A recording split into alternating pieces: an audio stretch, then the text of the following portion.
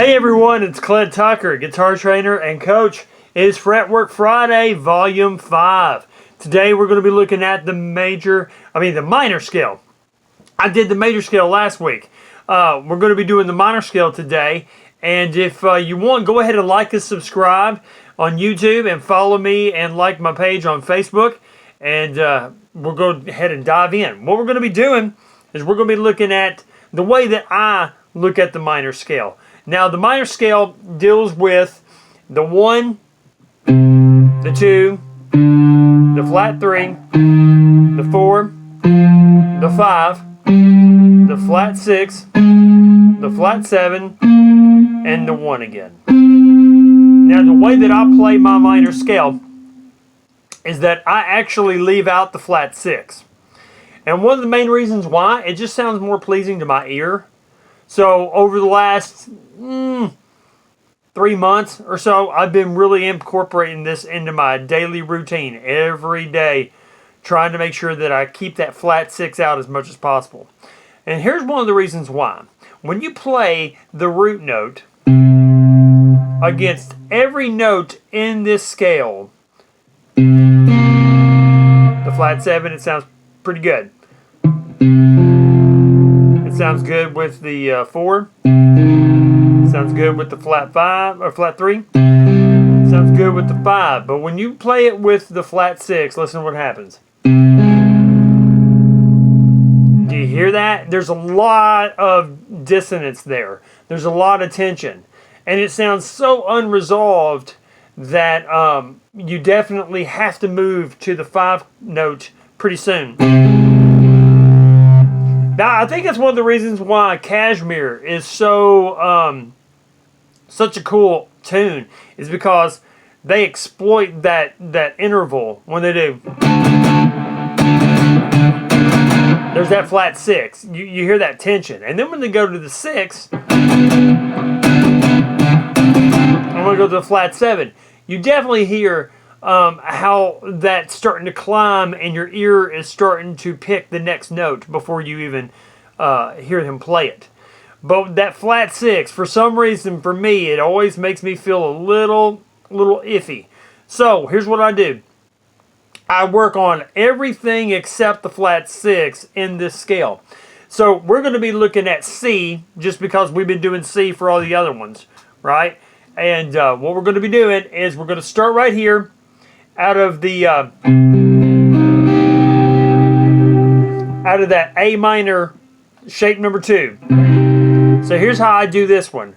I'll go 1, 2, flat 3, 4, 5, flat 7, 1, 2, come back.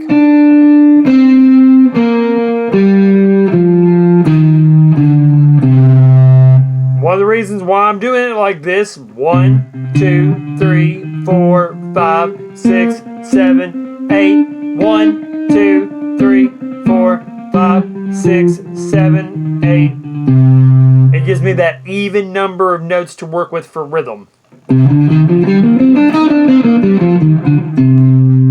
Okay, that's in the third position on the A string. Okay, if we move up to the next shape available,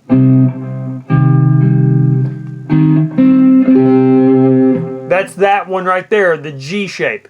The way I'm going to attack this one is starting with the pinky. Pinky on C. And then I go 1, 2, flat 3, 4, 5, skipping over the flat 6, going straight to the flat 7. Then 1. Right? So, and then I go to the 2, flat 3, and then work my way back.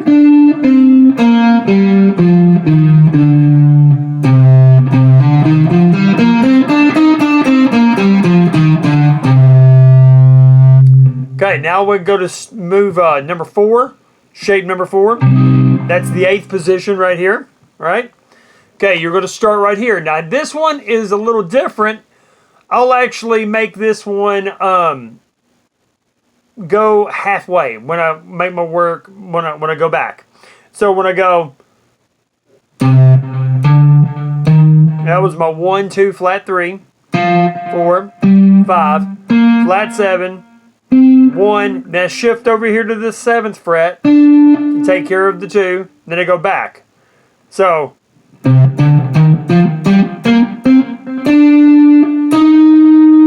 now there's my flat 3, 4, 5, flat 7, 1, 2, flat 3, 2, 1.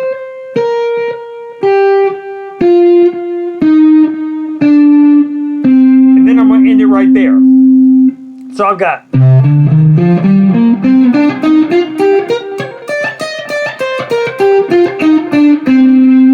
So this is a little bit more of an odd number, but of course I could easily make this into an even number just by going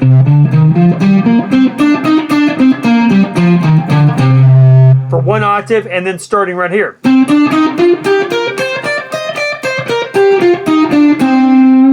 And doing the 2nd octave.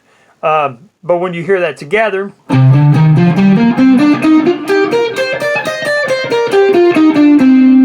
it still makes a really good amount of rhythmic sense. But I did all 6 strings because that shape deals with 6 strings. All right, now we're moving into shape number 5. By the way, if you do not know these shapes, go back and look at my other video on the minor shapes. It should be pretty easy to start seeing how all of this starts connecting to the shapes once we start looking at these scales and using the shapes that they fit into. Okay, so I'm starting right here on the 10th fret, D string. That is C. There's my 2, flat 3, 4, 5. Now look at here. There's my flat 7. 1, 2, flat 3, 2, and work my way back down.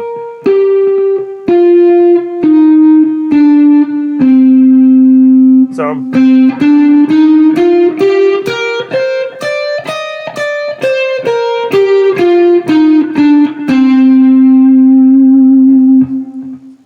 and that is the C minor in that shape number 5. So that leaves us one more shape, which is the one that we didn't do down here. We're going to do it right here in the 12th position. This is shape number 1. So we start with our pinky on the A string, 15th fret. There's the 1, 2, flat 3, 4, 5, flat 7 right there. Then we go back to the 2, flat 3. So see what I did?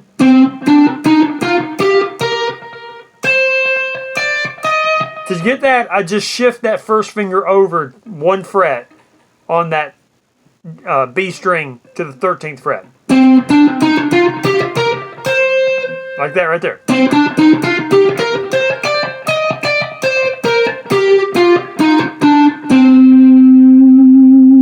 And then that takes care of that one. So there is all 5 shapes, and when I start working on this, I actually can almost make it feel like a chain that never gets broken. Listen to how this can work.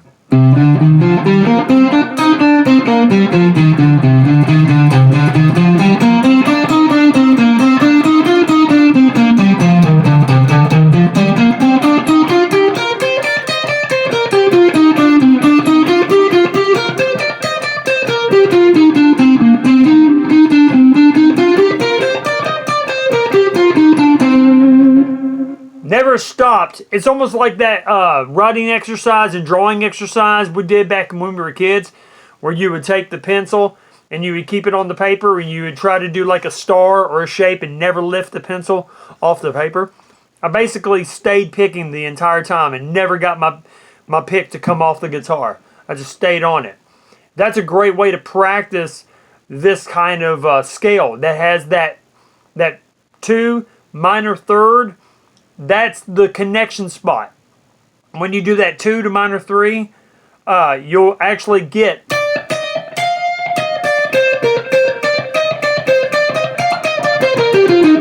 you'll be able to get into the next shape much better. All right, so we'll do it a little faster.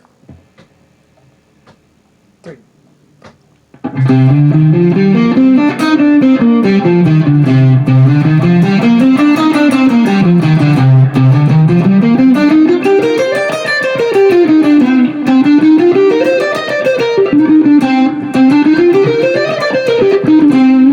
A little bit faster.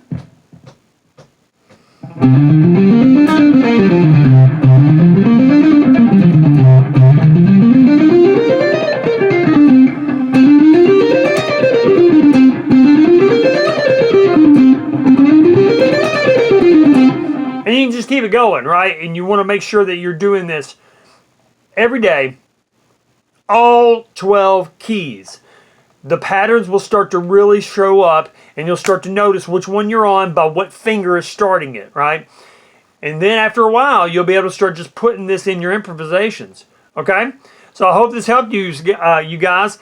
If you would, go ahead, like and subscribe, and follow me on Facebook. And check out my website, cwtucker.com, and book a session with me. And y'all have a blessed day. This is Fretwork Friday, Volume 5, the minor scale.